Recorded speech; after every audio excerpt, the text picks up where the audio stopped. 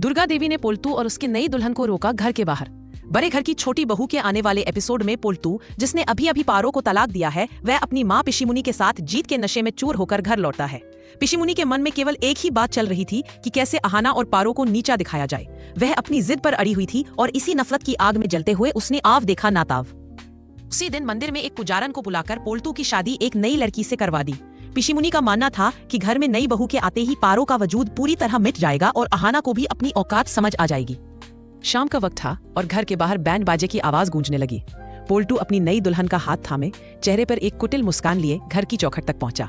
पिशीमुनी सबसे आगे चल रही थी। उसका सीना गर्व से चौड़ा था, जैसे उसने कोई बहुत बड़ा किला फतह कर लिया हो। उसे लग रहा था कि वह जैसे ही नई बहू को लेकर घर में कदम रखेगी, पूरे मोहल्ले में उसकी धाक जम जाएगी और अहाना के साथ साथ दादाजी को भी झुकना पड़ेगा। लेकिन जैसे ही वे मुख्य द्वार पर पहुंचे, वहां का नजारा देखकर उनके पैरों तले जमीन खिसक गई। घर की दहलीज पर कोई और नहीं बल्कि दुर्गा देवी चट्टान की तरह खड़ी थी। उनकी आंखों में वो तेज था जो किसी भी अधर्म को भस्म कर देने की शक्ति रखता है। पोल्टू ने जैसे ही कदम आगे बढ़ाए, दुर्गा देवी की बुलंद आवाज गूंजी, ठहर जाओ पोल्टू, एक कदम भी आगे मत बढ़ाना। पिशीमुनी को लगा कि ये शायद कोई मजाक है।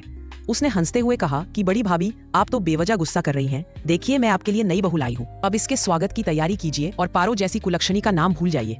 लेकिन दुर्गा देवी के चेहरे पर शिकन तक नहीं आई। उन्होंने साफ और कड़े शब्दों में ऐलान कर दिया कि ये घर दादाजी का है और इस घर की इज्जत उन्हीं बहू बेटियों से है जो मर्यादा जानती है। दुर्गा देवी ने पिशीमुनी की आंखों में आंखें डालकर कहा कि तुमने आज जो किया है वह मर्यादा नहीं बल्कि एक औरत का अपमान है। तुमने पारो को तलाक दिलवाया क्योंकि वह तुम्हारे जुल्म के खिलाफ खड़ी हुई थी और अब तुम इस निर्दोष लड़की को अपनी साजिशों का हिस्सा बनाने के लिए यहाँ ले आई हो। पोल्टू ने बीच में टोकने की कोशिश की और कहा कि माँ, ये मेरा भी घर है, आप मुझे कैसे रोक सकती है। इस पर दुर्गा देवी ने अपनी आवाज और सख्त करते हुए कहा कि जब तुमने पारो का साथ छोड़ा तभी तुमने इस घर से अपना हक भी खो दिया। अगर तुम्हें अपनी नई पत्नी के साथ गृहस्थी बसानी है तो जाओ और अपना ठिकाना खुद ढूंढो। मेरे जीते जी इस घर में किसी ऐसी औरत का प्रवेश नहीं होगा जिसने दूसरी औरत का घर उजाड़कर अपनी जगह बनाई हो। पिशीमुनी चिल्लाने लगी कि आप हमारे साथ अन्याय कर रही हैं, लेकिन दुर्गा देवी ने उसे चुप कराते हुए कहा कि अन्याय तो तुमने किया है उस पारो के साथ जिसने सालों तक तुम्हारी सेवा की और बदले में तुमने उसे बेघर कर दिया। अब तुम दोनों इस घर के लिए अजनबी हो। वहाँ मौजूद मोहल्ले वाले और रिश्तेदार यह देखकर दंग रह गए कि जो पिशीमुनी हमेशा घर में अपनी हुकूमत चलाती थी, आज उसे घर की चौखट पर ही अपमानित होना पड़ रहा है।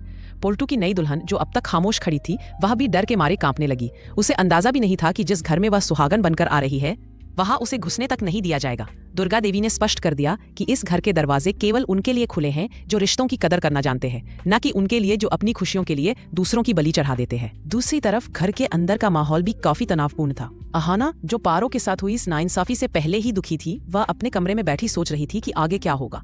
तभी अचानक अहाना का फोन बजा। स्क्रीन पर गांगुली सर का नाम देखकर वह थोड़ी हैरान हुई। गांगुली सर उसके ऑफिस के बॉस थे और इस वक्त फोन करना सामान्य बात नहीं थी। जैसे ही अहाना ने फोन उठाया, गांगुली सर की आवाज में एक घबराहट और जल्दबाजी साफ महसूस की जा सकती थी। उन्होंने बिना किसी औपचारिक बातचीत के सीधे कहा कि अहाना, तुम अभी कहाँ हो?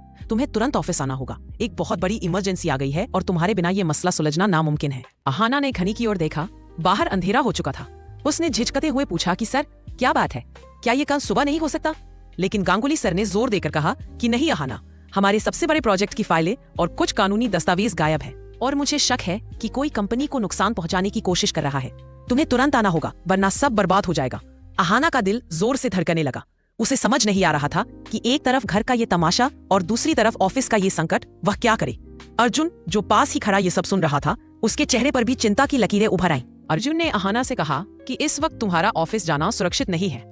बाहर वैसे ही इतना हंगामा हो रहा है और गांगुली सर ने ये नहीं बताया कि आखिर बात क्या है।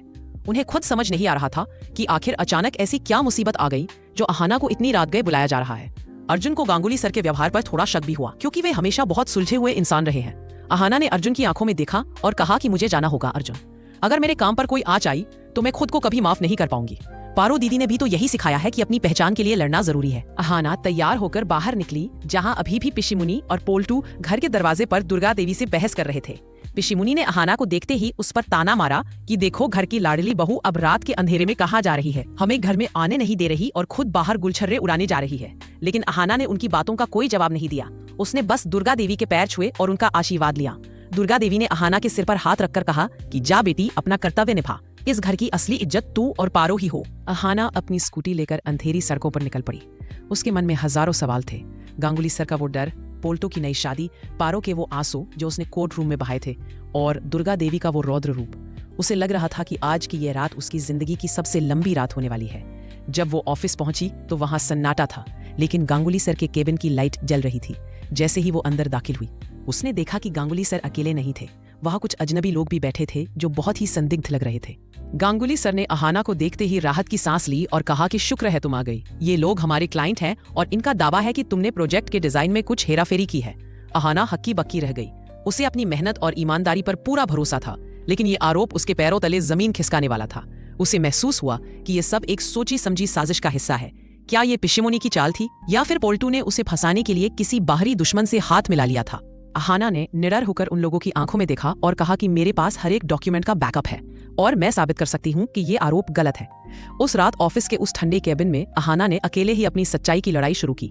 दूसरी तरफ घर के बाहर पिशमुनी ने हार मान ली थी और वह पोल्टू को लेकर किसी होटल की ओर चली गई, लेकिन जाते जाते उसने कसम खाई कि वह इस घर को राख कर देगी। बड़े घर की छोटी बहू का यह मोड़ अब एक नए सफर की शुरुआत है। जहां पारो को अपने पैरों पर खड़ा होना है, वहीं अहाना को अपनी प्रोफेशनल लाइफ में लगे दाग को धोना है। दुर्गा देवी ने घर की बागडोर संभाल ली है, लेकिन दुश्मन अब घर के बाहर से वार करने की तैयारी में है। क्या अहाना अपनी बेगुनाही साबित कर पाएगी? क्या पोल्टू और उसकी नई दुल्हन कभी इस घर की दहलीज लांघ पाएंगे? और सबसे बड़ा सवाल, क्या पारो अपनी कबड्डी के मैदान में फिर से वापसी कर पाएगी? यह तो आने वाला वक्त ही बताएगा, लेकिन इतना तय है कि अब इस घर की छोटी बहू खामोश नहीं बैठेगी। वह हर उस अन्याय का जवाब देगी जिसने उसके परिवार और उसकी गरिमा को ठेस पहुंचाई है। रिश्तों की इस शतंज में अब चालें अहाना और पारो की होंगी और मात पिशमुनी जैसे साजिशियों की होगी। कहानी का हर अगला पल अब और भी रोमांचक और भावनात्मक होने वाला है, जहां सच्चाई को जीत ही एकमात्र लक्ष्य होगा। अगली सुबह जब सूरज की पहली किरण पड़ी तो घर के हालात बदले हुए थे। पारो ने अपनी बेटी को गोद में लिया और मंदिर के सामने खड़ी होकर संकल्प लिया कि वह अब किसी के आगे हाथ नहीं फैलाएगी। वह अपने मिट्टी की मूर्तियों के व्यवसाय को इतना बड़ा बनाएगी कि एक दिन पोल्टू को अपनी गरीबी और छोटी सोच पर पछतावा होगा। उधर अहाना ने रात भर जागकर अपनी बेगुनाही के सबूत जुटा लिए थे। उसने गांगुली सर को वह सब कुछ दिखाया जिसे देखकर साजिशकर्ताओं के चेहरे सफेद पड़ गए।